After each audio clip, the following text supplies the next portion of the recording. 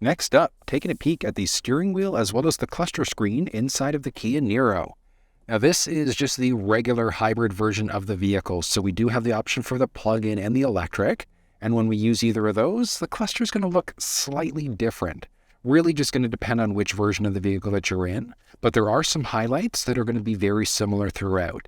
So let's dive in. I'm going to show you everything that you need to know. So first thing to point out, the steering wheel inside of this thing is a manual telescoping. So just by our left knee here, there's a release. We're just going to go in, out, up and down, create that perfect position, click it, log it back into place.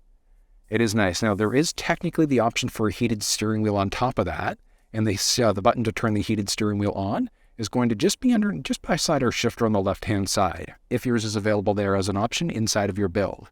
And it's heated steering wheel all the way around. It feels pretty nice all at the same time. I like it. So, stick on the left-hand side is going to be for our lights. So you can see they're adjusting between different modes. I usually just recommend keeping it in the auto setting because the vehicle's going to automatically determine what's going on with our lights as we go. Whether or not our fog lamps are on there on top of that. And then we've got our blinkers and high beams, all that fun stuff. So there is the auto high beam mode, which we're in right there. The auto high beam, what that's going to do is if it senses that there's an oncoming vehicle, it's going to dim, and then it's going to automatically bring them right back up again. So if you're coming to an oncoming vehicle, it is very useful from that perspective. And we can just flip off, or we can just flash our high beams instead if you wanted to warn people of the police. Off to the right side, the stick there is going to be for our front and our rear windshield wipers. So front wiper with how fast it's going there. And then right on the tip of the stick there, we can adjust that in order to turn our rear wiper on as well. We're going to pull in towards us for our front windshield wipers, and we're going to push away in order to get our rear windshield wipers going. Now, as you can see there, this thing does have paddle shifters too. So it's minus on the left-hand side and plus on the right-hand side. And looking at the minus plus, so we could technically adjust gears out that way. If we wanted to really force regenerative braking, we can drop down using the left side. Regenerative braking, the big one, is going to be if you're in the plug-in hybrid or the electric. The traditional hybrid, it's just going to recharge the battery as you drive, but we can see what's going on with charge levels and things like that. So let's look through the cluster screen here. Along the left side, you can see we've got our speedometer. Off to the right side, where we would normally have a tachometer, we don't. So we've got charge levels, eco, and then power as well. So even, I'm hitting the gas right now and it's not moving because this is based off of our current charge levels of the battery. So it is kind of nice. You can see what's going on as we go. But one really neat thing is that right along the very bottom of the steering wheel, we can push that in order to enter different drive modes. So I personally love the look of the sport mode. And what that's going to do is it's going to rev up the vehicle a little bit more. So you can see, there we go. That's what I'm looking for. So you can see what's going on with the RPMs. So in our sport mode, that's going to hold on to the RPMs a little bit more to give us a sportier performance. I just personally love that view a bit more. That's pretty sharp looking. Good job, Kia. I like that. So really, really nice looks there. I'd personally probably go this mode, but if you're more EV conscious, you could go this mode instead to see what's going on with our power levels and things like that as you go. Pretty straightforward either way, but I kind of like how we've got the option for different views though. Along the very bottom there, we can see how much fuel is currently left. And that's crazy. We're full fuel, but 760 kilometers left on our tank. That's amazing. Off to the right side is how many kilometers we've currently traveled. And then we've got the auto hold setting there. So that's just down our center stack. So one of the big benefits of the auto hold setting is that if we're in drive with the auto hold setting on, we take our foot off the brake and the car's not moving. So it's very useful. And we can see what gear we're in along the very top. I do like the auto hold setting. It's a really good safety setting. And then you've got the parking brake there. So with our parking brake on, you can see it pops up. In order to turn the brake off, you hit the brake, push down on the parking brake in order to toggle it off instead. What's going on with our current outside temperature. And then we've also got what's going on with our current fuel usage. So it's essentially going to be, we've got 0 to 30 there. So if you look, we've got 10.4 liters per 100. That's what we're currently getting for our range based off of our driving habits. So if you look just above the 10 there, there's a tiny little line because we're at 10.4. So it's essentially 0 to 30 liters per 100. And it's going to obviously be different if you're down in the States. It's going to be miles per gallon instead. But that's going to adjust on the fly depending on what our current usage is based off of our existing driving habits. So that's something to take into account. That can't be modified. That's always going to be there, regardless of whatever mode we're in. It just is not going to go away. It'll always be there. But looking at our buttons there, So as along the left-hand side, we do have our smart cruise control system. So we are obviously not met because we're not driving, but once you start driving, you push this button and that's going to turn the smart cruise control system on. And then we can either increase or decrease 1 kilometer or 1 mile per hour at a time, and we can also set that way. So let's say you're cruising on the highway at 100, you push up to set your speed, and then you can increase or decrease if you'd like to. This one is going to be our distance indicator. So once we've got the the adapter or the smart cruise control system going, it's how close or far away do you want to be away from the vehicle that's in front of you. This is going to be for what's going on with our lane centering system. So you can see there, so we've got our lane centering button there. We've got a little steering wheel popping up, and this thing has 2 different modes for lane centering. So it's a lane center assist or lane keep assist. Lane keep assist, if the vehicle recognizes we start to veer over without signaling, it's going to nudge us back into our lane. Our lane centering system is if we're driving and there's a bend in the road, as long as the vehicle recognizes the lane markings, it's actually going to steer the wheel for you. It's not fully self-driving, but it's pretty dang close at the same time.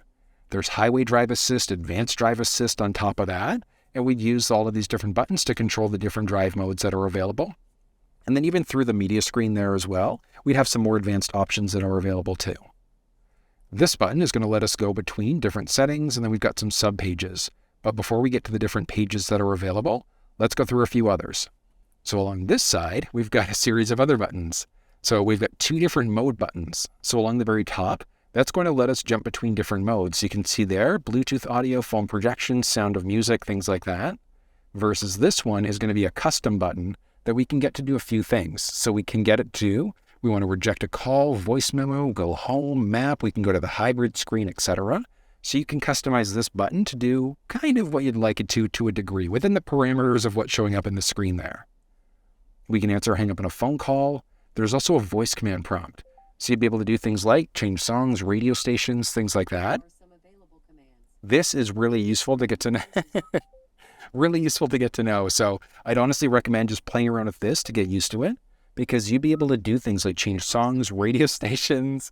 We get it. So many things. We can change climate control and all sorts of different things using our voice. So very, very useful, but I definitely recommend just sitting in your Niro, pushing this button and really getting to know the hang of using hands-free, because once you do, it is such a brilliant system. And then there's also the voice command prompt there. So as I mentioned, we can go, let's exit out of that. And then we can go up and down for our volume there too.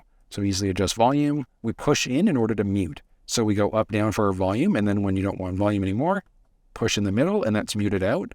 And then this one is going to be either changing between our presets. So if we go radio, so you can see there, so we can jump between presets. There's nothing saved, which is why it's not changing. Or we do a press and hold in order to be able to seek instead.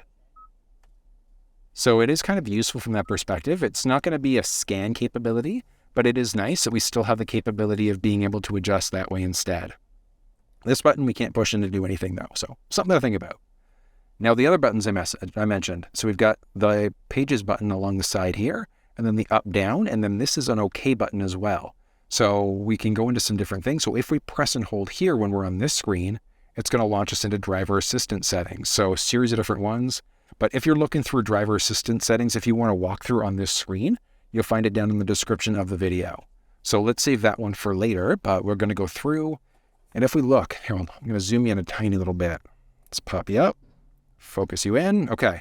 So there are a series of different buttons along the side there, and that's going to be based off of what subpage we're currently on. So there are a series of different subpages available.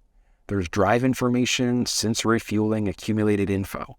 So 3 different options there. That's going to be our total drive info based off of our existing drive. So how far have we gone? How much is our timer used? Average fuel usage and things like that. How far have we gone since we've refueled the vehicle? What have we averaged out for fuel usage and things like that? And then our total accumulated info. So that's essentially our trip 1 counter. But if you want to reset any of these things, since refueling, accumulated, whatever the case may be, we move to the screen, we push and hold the OK button, and that's going to reset everything for us that easily. So we can reset all of these things if we want to. We're idling right now, and as of right now, you can see we're in the EV mode because we're parked and we're just kind of hanging out. But you will hear, so occasionally the engine's going to turn on because we're in the traditional hybrid. If we're in the gas version of the plug-in hybrid as well, things are going to adjust on the fly there too, and it's going to look slightly different. There's also our digital speedometer. We do have the flexibility of permanently locking out to miles if we want to. We can adjust what's going on with other settings right through the multimedia screen. Shifting across, there is the compass there. But one useful thing is that if we have navigation going, we could also, hold on, let's see. Watch this. Oh, start guidance. The route guidance will start now. There we go. So you can see there what's going on with the directions. So it is useful. And then it does show in our head-up display too, which I'll show you in just a second. But it really useful because we've got what's currently going on. So how far is it going to be and what's our time of arrival? And then we shoot down, and then it's also going to give us our basic directional pad as well. So which way do we have to go in order to get there? So very useful from that perspective. And then we can cancel the route out. When it's canceled, it just flips back into traditional compass instead. Next up, there's tire pressure, and then also our current engine temperature. So very straightforward there. And then I mentioned we can jump into our settings by pushing OK, and that just jumps into our settings along the media screen there as well. But that's the basics there. So if we look at the head-up display now, this is the head-up display that you're going to find inside of the Kia Niro. We do have the option through the media screen to adjust what's showing up. But as you can see there, along the top right-hand side, that's going to be for what's going on with current road speed. Along the bottom is our current speed. And then just above that, there are a series of different lane markings. So when we've got the lane centering system going or the keep system going, it's going to let us know that that system's active with those lanes being green. When we start to veer over into a lane without signaling, they'll turn red, and then it's going to nudge us back into our lane as well. You can see that steering wheel popping up. That's our lane centering system. So that's the one that's going to keep us perfectly balanced in our lane as we go. So very straightforward. And then as I mentioned, through the media screen, we've got the flexibility of adjusting certain things. So what's showing up in the head-up display. So we can show things like our turn-by-turn direction. So if we had a map going, it would show us which direction we have to turn. We've got blind spot safety, radio, media information, and things like that. So you can see what radio station we're currently on through the head-up display, which is kind of useful. Through the multimedia screen here, we also do have the option so you can see head-up display. So we've got some flexibility as to what's actually showing up in the head-up display. So you can either enable or disable. You can display certain things. So if you wanted to, you can sync it to our seat position. We can rotate the height, adjust the brightness, and things like that.